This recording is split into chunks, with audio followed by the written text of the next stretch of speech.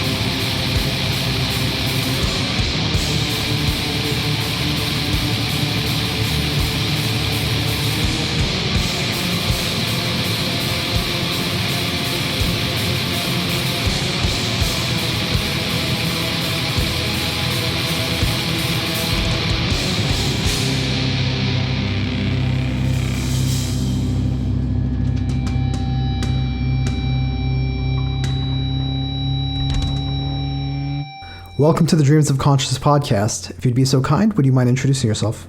My name is Simon, and I play guitars and share vocal duties with David in the band Phrenelith that you're about to interview.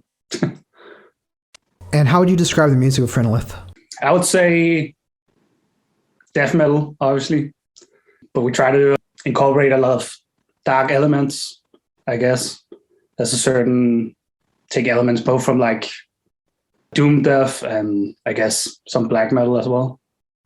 Now, Phrenelith is based in Denmark. Would you say that there are elements of the Scandinavian sound to your music?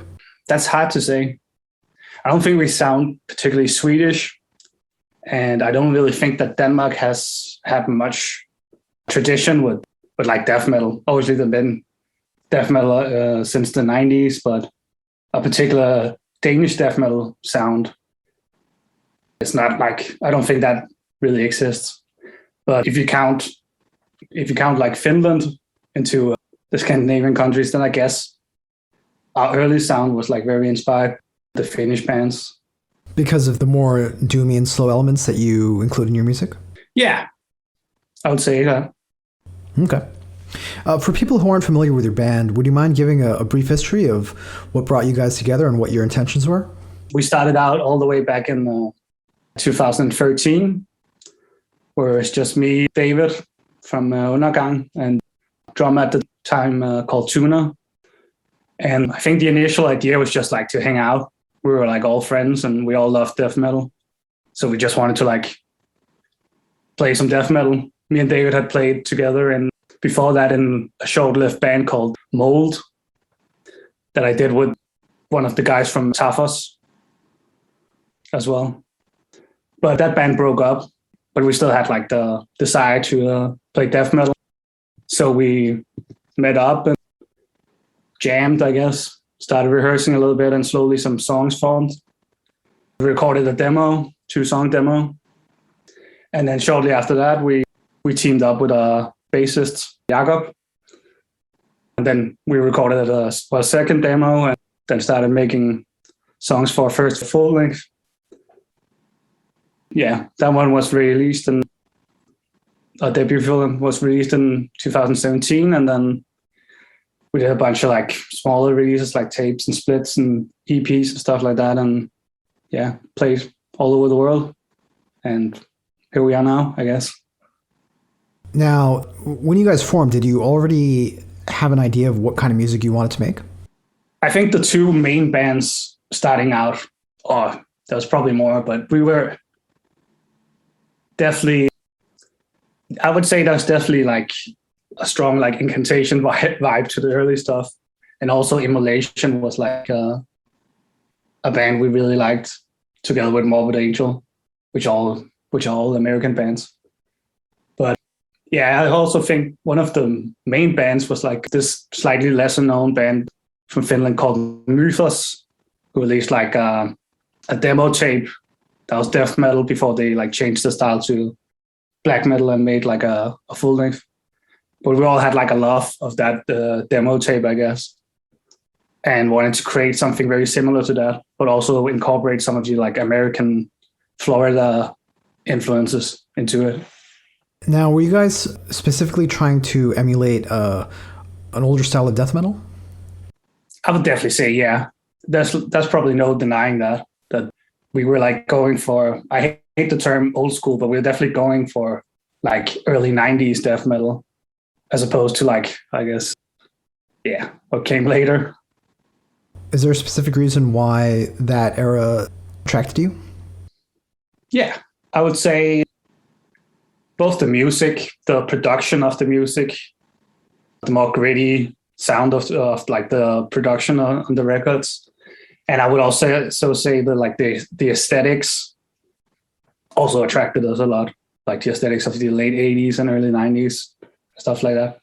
I still think we try not to like do a straight up copy of like any band or whatever, and try to like incorporate our own style. But yeah, we definitely have like a preference when it comes to like both the sound of like the early 90s and the like aesthetics of those death metal bands from the early 90s.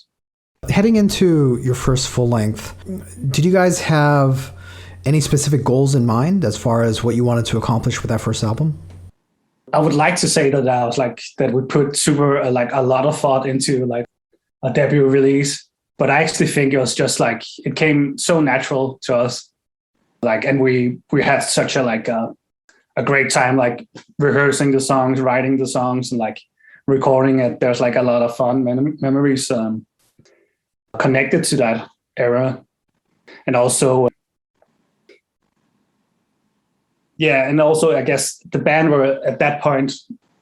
I guess you could always argue how well known we are in the death metal scene now, but back then we were definitely very unknown before the release of the debut album. So it was very relaxed, I guess, laid back in a way. So we just like wrote songs that like this is pretty cool, like skipped some songs and like this doesn't work and whatever, and until we had like a product that we really like listening to in rehearsal room. And then it was a totally different experience, I guess, when we listened to it recorded for the first time, but still very cool. I was like, yeah. So it's all like pretty easy. It took like, I think we only like used 4.5 days to record those 8 songs, which is, in my opinion, at least now, a very short amount of time. Let's talk about your songwriting process a little bit. Yeah. Can you tell me how songs come together for you guys? What usually happens is that I write some riffs at home and I do some guitar sketches and like record them really primitively. And then I introduce the songs to the guys in rehearsal room, and I would say like the 5 to 10% remaining, whatever you want to call it, we like get done in the rehearsal room. So I would bring in a song that's like 80-90% finished, and we'll complete it together. And yeah. Do you write most of the music and do most of the arrangements yourself? Yeah, I would say so. It's mostly I work on ideas at home and then bring them to the other guys. When is a song done for you guys? When are you happy with the finished result? When do you feel a song is finished? A song is finished when it has like a clear structure, in the sense that like it's not just like a bunch of riffs that's like thrown together, but it has like a clear narrative, the song, a musical narrative in a way where it's like going somewhere, and it's like, you know, it has like a structure that seems whole.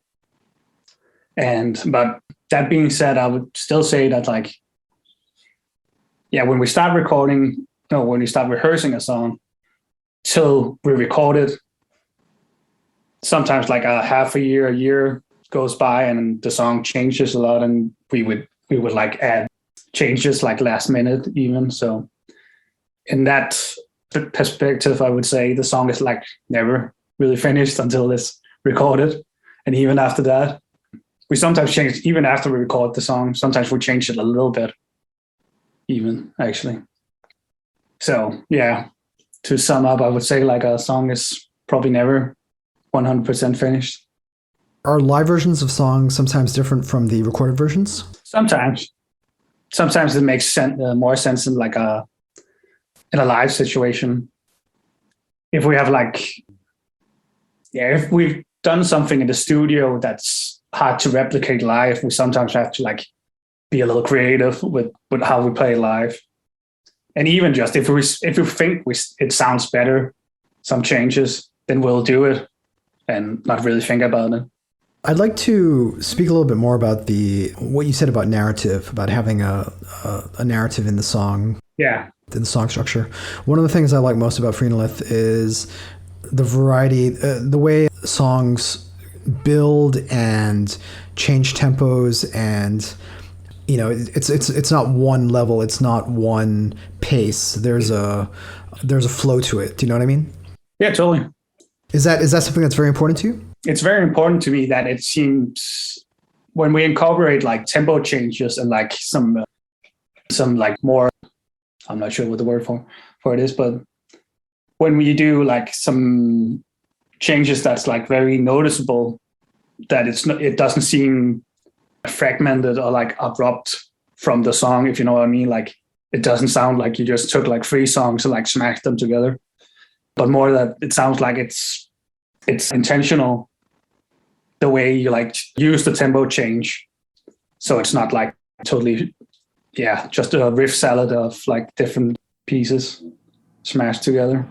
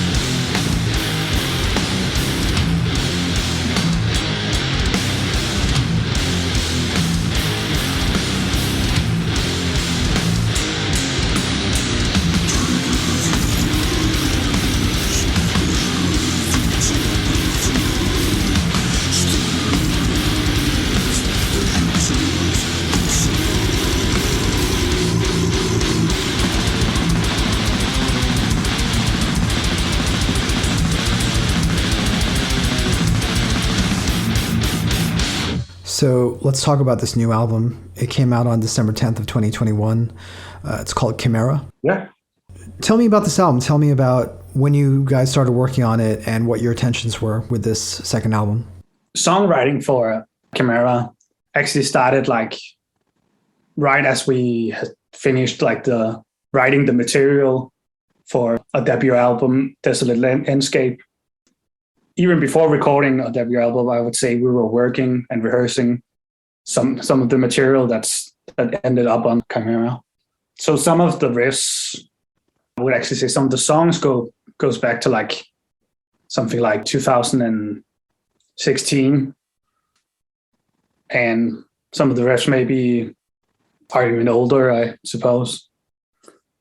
So it's been quite a long journey for that album, especially when you consider that we recorded it at the end of like 2019, the week after we came back from a small tour in Japan.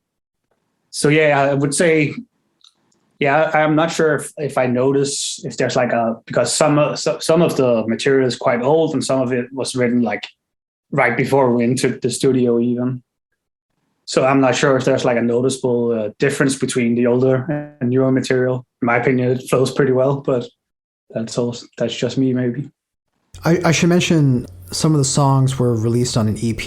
Yeah, Chimaeran Offspring. That was back in, I think we released that like right at the start of 2017, right before we went on tour with Necrot in the States. And so obviously that was recorded at the end of 2016. Yeah, initially it was meant to like just be a very limited tape release, more of a demo or promo than like an actual EP. But yeah, we ended up making a bunch of copies of it, and yeah. But I still personally prefer like the re-recorded versions that's on the album, as opposed to the recording we made 5 years ago. So you mentioned sometimes a song isn't done even after it's been recorded. Yeah. In revisiting these songs, did you feel the need to change the songs or update them in any way? We certainly did. Yeah. One very glaring, obvious change was like we decided to add some vocals to the track called Kukutos, which was instrumental before. But yeah, as we played it a couple of times, it seemed natural for it to have some vocals or like a vocal part. So it was not like 100% instrumental. Yeah. So basically, the way we got the lyrics for that track actually was I stole them from Dante's Inferno in a passage that's about like the frozen river called Kukutos in Greek mythology. But yeah, I think we updated all of the songs now that I think about it in some small way. Either it's like a solo that got changed or some vocals or some lyrics and so on. Speaking of the lyrics, you mentioned Dante. Is there an overarching theme or a unifying motif to the album? Yeah, most definitely. I would say I hesitate to call it a concept album, but it's like maybe like a loose concept, I guess. The overall theme is just like, yeah, inspiration from Greek mythology and some of like the darker aspects of Greek mythology. Mostly about like obviously the chimeras and that whole concept of being like a hideous entity and like, yeah, I guess being like at the will of the gods in some way. Let's talk about the recording. You mentioned that you actually recorded this at the end of 2019. Yeah. Where did you actually go? We went to a good friend, Larsen, to record in his studio. He was the same guy that recorded our debut album and also our EP that we did. He had moved to a new studio where upgraded a bunch of his equipment. So I guess that's also why the debut album has like a slightly more gritty sound as opposed to, I guess, the new album, which is, I guess, a little better produced in some ways, but a little more spacious and atmospheric in other aspects, I suppose. This time we spent like, I think it was 7 or 8 days, maybe more even, recording it. So we took our time with it. Yeah, and that was basically it. Working 12 hours a day for 8 days. The extra days, was this spent mostly on performance, getting performances that you guys were happy with? Or were there additional elements for why you put in almost twice as much time? I think we wanted to experiment a lot more on this one.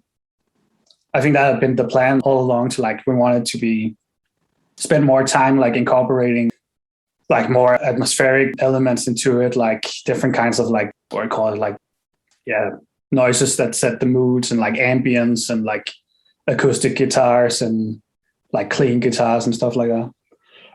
That took like, yeah, that whole thing just took like a lot more time to like do that, when you like had to change from like traditional rock instruments to like, yeah, do something else, I suppose. Yeah. But yeah, I guess also just like that, we didn't want to like stress it. We wanted to be want to make sure that we were like satisfied with what we like laid down. Like the guitars were good, and bass and drums and vocals were like how we wanted them to be. The album was mixed and mastered by Greg Wilkinson at Earhammer Studios. He's somebody who comes up a lot on this podcast. A lot of death metal bands like having him master their releases. What would you say Wilkinson brought to your sound? I would say the number one thing he brought was like the energy to like make a lot of changes, and like in that, like I think we got into like a phase where we were like very perfectionistic, or I was at least. But he like, no matter what we like threw at him about like sounds or whatever, he would do them very quickly and be effective. And he was up for like, even me spending a lot of time like explaining very badly what I wanted things to sound like. He was up for that. And so I would say that whole aspect of the process was very nice. What he brings musically or sonically, production-wise, I would say he gave it all like an extra layer of like, it gave it a lot more like much warmer sound, I think, and a much more spacious sound than the initial recording. Maybe a little bit more depth too, compared to the previous album? Yeah, I would definitely say that. We actually tuned down lower on this album to like drop G, which I think gave it like a bit more low end on some tracks, which was pretty cool. But it's hard for me to like say what he did. It just we see very eye to eye on how like a good death metal album should sound like and how it should be produced.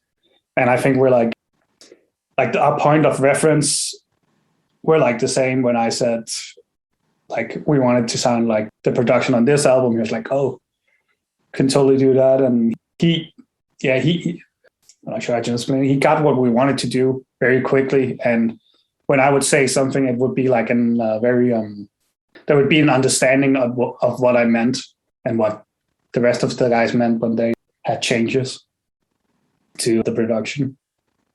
So that overall was just like a really great experience.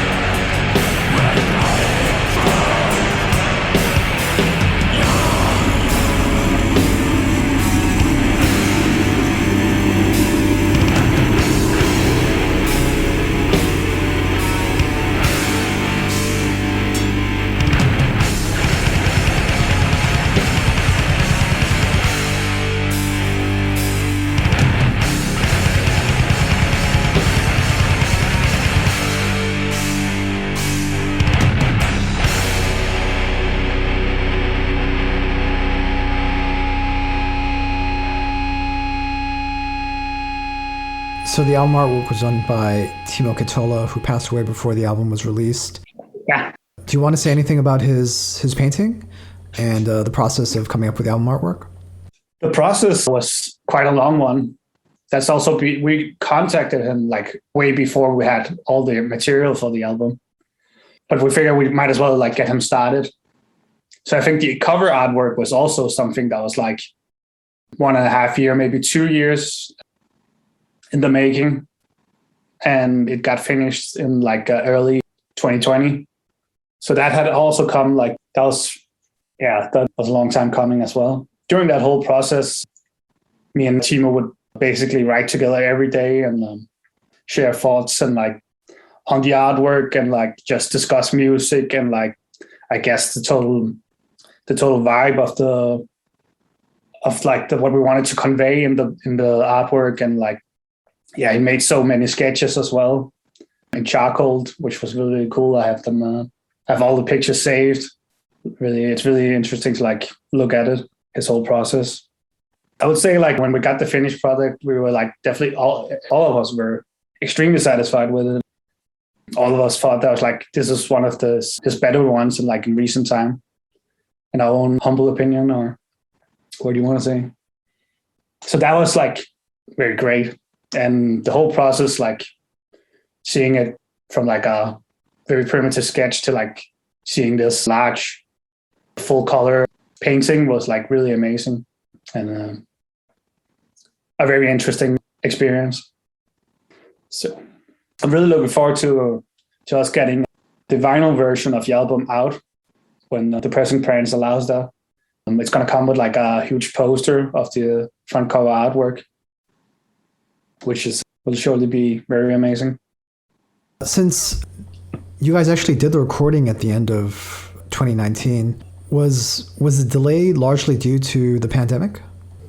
I would say the pandemic had like nothing whatsoever to do with it, actually, if I'm being totally honest.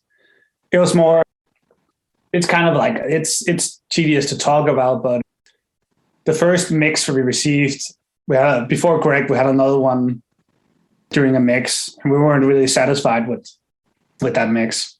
The guy's otherwise very great at like producing albums, but for some reason or another, we just weren't really that satisfied with the mix and master the guy had done.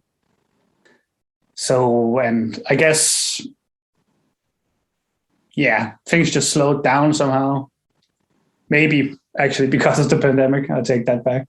But yeah, we kind of like went into like in hibernation or something like that, I guess, for a little while. Also maybe because we were like a little disappointed with the first mix and we didn't really know. We tried to like, get it to sound more to our liking, but it just wasn't happening. So that whole process was like very daunting and trivial and tedious, I suppose. So yeah, that kind of like got dragged out a little bit until we like contacted Greg and got him to work on it. With the album out, do you guys have any plans, or are you able to promote it in any way? I don't know what the COVID situation is like in Denmark. Every country is having different different guidelines as far as how to deal with the new variants.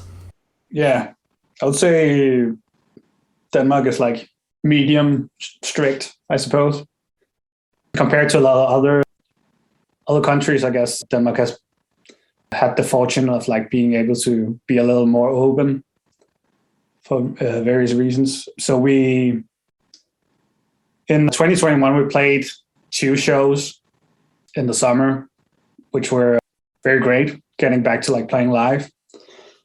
And we have some plans for the new year to like promote the record and that. But actually right now, most of the time we used to like writing a third album, which I would say we were over halfway with rehearsing and writing material for the third album. But we hope like we have some shows planned at the end of 2022, different festivals we're going to play. So hopefully, we're just going to play as much as we can. Every opportunity we get to promote the album, we're going to try and do that. So not much to do, but like waiting to see what happens with the world situation. What can you tell people about the new material that you're working on and this upcoming third album? I would say once again, we taking like a departure from the record that came before that. I would say like Desolate Endscape is, you could still tell it's the same band, but I would say that record is different to like the new one, Chimaera. And that Chimaera is like way more experimental and kind of like slower and heavier in some aspects. I would say the new one is like definitely faster, definitely more, wouldn't call it grinding, but it's definitely very fast death metal. And it's going to be almost like psychedelic in some other parts, I suppose. So it's going to be like, again, a departure from like its predecessor. So yeah, hopefully people are going to be up for that. Very cool. And do you have a date in mind that you hope for this to be out? Originally, we were going to record November last year, but that didn't happen. Then we had like a studio booked for, I think it was like March or April this year. But we realized we couldn't really make it to that, and we wanted to spend more time writing it and like fine tuning and everything. So like, I guess the new deadline is like we want to record this summer. But I think like our ultimate deadline is like definitely we want to enter the studio this year at some point. Very cool. So Chimaera is out now. Simon? Yep. What's the best way for people to order the album? How can they get it? They can order it through Big Cartel store, or they can write the email, or through Bandcamp, and they can write on our Facebook or our Instagram if they want to order the album. So they can also order it from Nuclear Winter, the label that released it, the label that Anastasis from Dead Congregation runs. So, yeah. Do you want to say anything about how Nuclear Winter got involved with this release? We've been in contact with Anastasis for many years, and like obviously we all love Dead Congregation, so it's very cool to like have the chance to like work with him. I don't even remember, because that whole agreement to work together is already so old that I don't even remember if he contacted us or we contacted him. But yeah, it was more or less just like we wanted to work with him because we feel we see very eye to eye with him, and are kind of like on the same level, and everything gets done in like I don't know if I want to call it a casual way, but a way that's like, it's like very nice dealing with someone that you like feel that you're like on the same level as in some way. And like the guy's going to take good care of your music and everything about it. And it's going to be easy to talk about different stuff regarding the album. So that was very important for us to like secure that we were in good hands, our music was in good hands. Do you want to say anything about the physical releases that Nuclear Winter is putting out? Yeah, the tape and the CD is out now. I think the tape is already sold out, maybe. The CD is still available. Because the like vinyl pressing plans are so backed up, the LP has been delayed, but will be out this year as soon as possible. And I'm really looking forward to like the LP being out, because it's going to be very luxurious. It's going to have like a special insert, and it's going to come with a poster, and it's shaping up to be really nice. So I'm really excited for that. And if people want to follow the band online and keep up to date with what you guys are doing, what's the best way to do that? I would say through a Facebook or Instagram page, where both we like update as there's news, and people can keep in touch there, I suppose, or write us an email if you want to know what's up, and then I'm sure we'll get back to people. Is there anything else you want to say? Thanks for doing the interview. We really appreciate it. It's nice being able to like talk about the music we love to play, and just happy there's interest in it. Very cool. Thank you, Simon. You're welcome.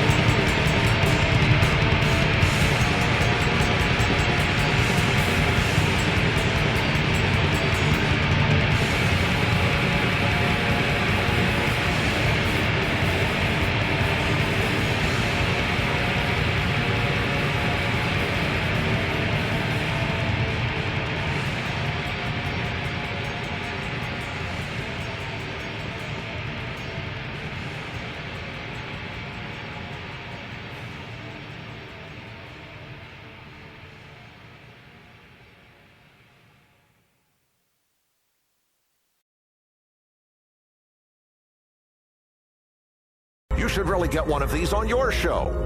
Oh, wait, you don't have a show. You don't have a show.